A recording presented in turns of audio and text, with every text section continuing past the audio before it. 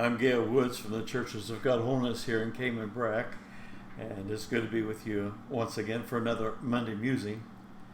I find it interesting that most successful, wealthy investors and a homeless, penniless man on the street have one thing in common. Each has only 24 hours in a day. In this natural world, time is the very essence of our lives. To a large degree, the way we use time defines who we are. Because this is true, the issue is how we utilize our time and becomes supremely important.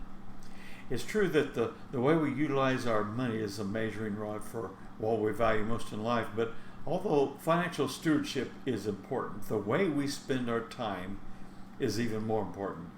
For example, many wealthy people will ignore their families for weeks or months or even years, and then try to buy the affections of their loved ones with money, wealth, material goods.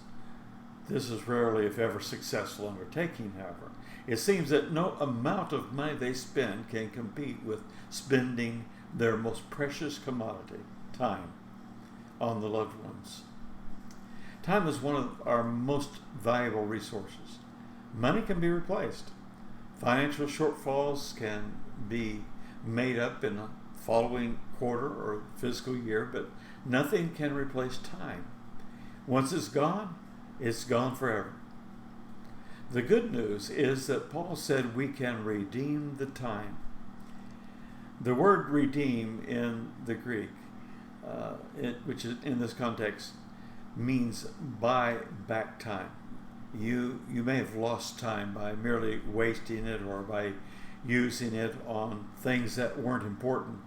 But the great story of redemption is that your story isn't over.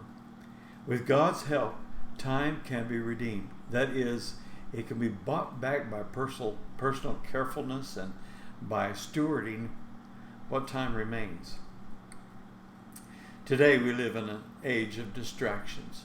It's not that we're necessarily idle or lazy, but so many things vie for our time and our attention that we can become distracted from important and essential things in life. For example, nonstop media entertainment and electronic gadgets fill our modern lives, constantly luring us away from the truly important things of life. Part of the act of prioritizing is identifying these types of time wasters and eliminating them from our routines, or at least reducing the amount of time we spend focusing on those activities.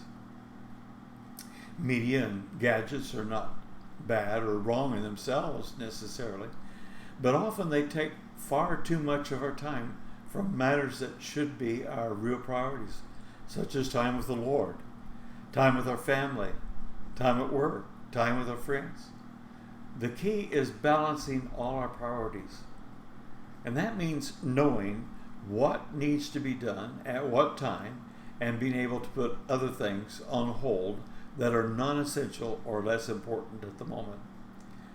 The ability to properly manage your time and to establish sound, balanced priorities is one of the most critical keys to experiencing a stable, fruitful life as a believing Christian.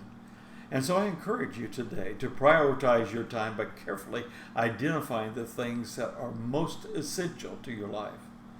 Once you've determined your top priorities, focus on those areas and let other less important pursuits fall into place beneath what you truly value the most. And as you learn to use your time wisely, not squandering it, but making the most of the life God has given you, you'll surely find the fulfillment He desires you to experience in every area of your life. One key to starting your list of priorities is to remember that the Scripture says to seek God and His righteousness first. Don't put that off. Seek Him first. Other things will fall into line after that. Make your list of priorities and then begin to order your time. Be a good steward of your time. Redeem your time so that your life here on this earth is a life that has meaning and purpose.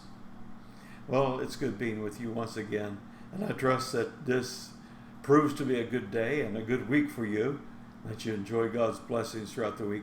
Remember, if you're here in Cayman Brac and you don't regularly attend church somewhere, we would love to have you come to either the Spot Bay or the Watering Place Churches of God Holiness, and I know that you would enjoy the time of worshiping with us.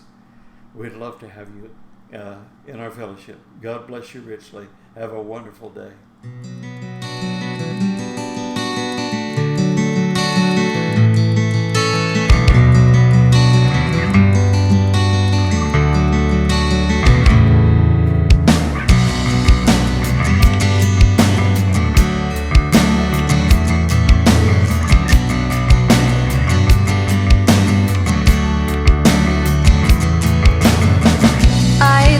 To thank